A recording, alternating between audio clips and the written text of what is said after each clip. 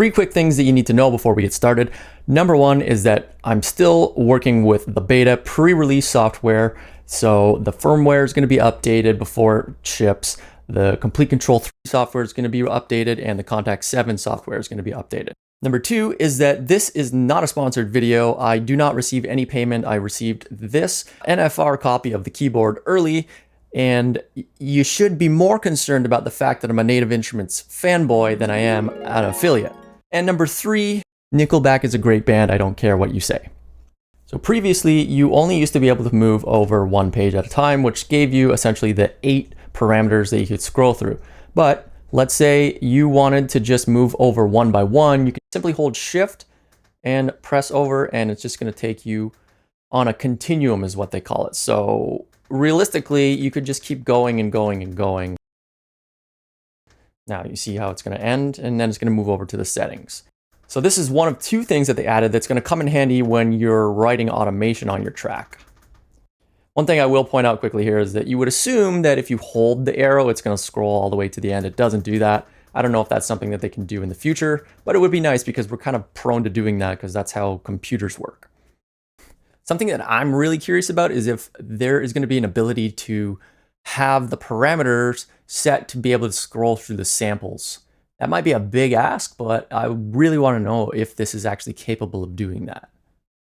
So let's jump into the browser here. I'm going to show you a couple of the key features. Right now you can see I have Ashlight selected. If I wanted to quick clear that, you would just go reset filters. Another really small thing that they changed that is actually massive is you don't have to hit Shift to favorite something anymore. You just set favorite, deselect favorite. I know some people find it annoying that this doesn't go fast enough if you're scrolling through it. So if you hold Shift, I think they said it goes 7 times faster. So, I mean, that's like warp speed. You can get to the top and the bottom with just like a half scroll. And the same goes within the presets that you're scrolling through. So we only have 153 here to scroll through, but that's the speed we're going at. I think they're gonna have to work on that. As you can see, it kind of just jumps.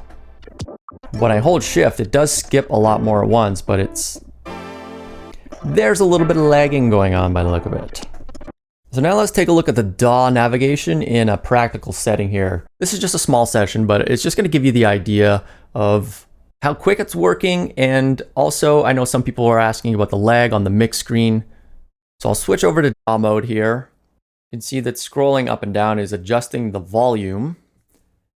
Pushing up and down is selecting the regions within that track.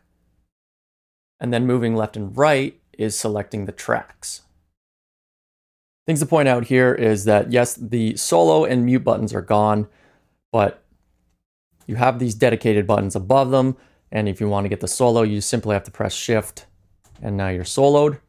We have the loop button still there, the metronome on. The automation button for Logic simply puts it right into the touch mode, which is fantastic. Your play and restart button, record and count in, and the stop button. The session that I'm in actually is my template, so it has machine routed, which gives me a whole bunch of other aux tracks. And you would just scroll through with these arrows the same way you would in one of the instruments. Now, if I wanted to be able to scroll through the timeline of my session here, I would have to switch over to MIDI, and you just turn the encoder and it's going to allow you to do that. There's kind of a decision to be made, really, depending on what you want to do with your DAW. But I think once you get familiar with having to press these buttons, like you can see how quickly it goes back and forth. So if I'm mixing and I want to adjust some things, then I'm going to be using this, right? This is where I can adjust the volume. But if I wanted to scroll through the timeline because I'm currently in the progress of recording still, I could, cue it up here and then go back to my plugin and hit record.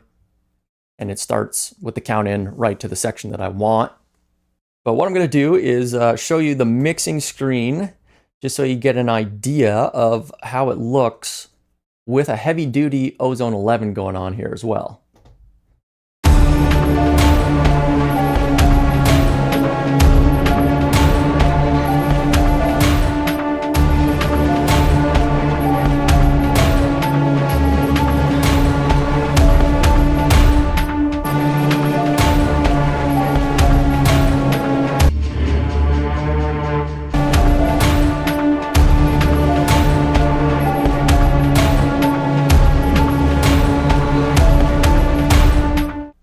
And what I'm hoping for is what they're saying about the further integration with the DAWs down the line is that we're also going to be able to see more things like maybe the plugins that are on the channel strip, and we can select to turn those on and off.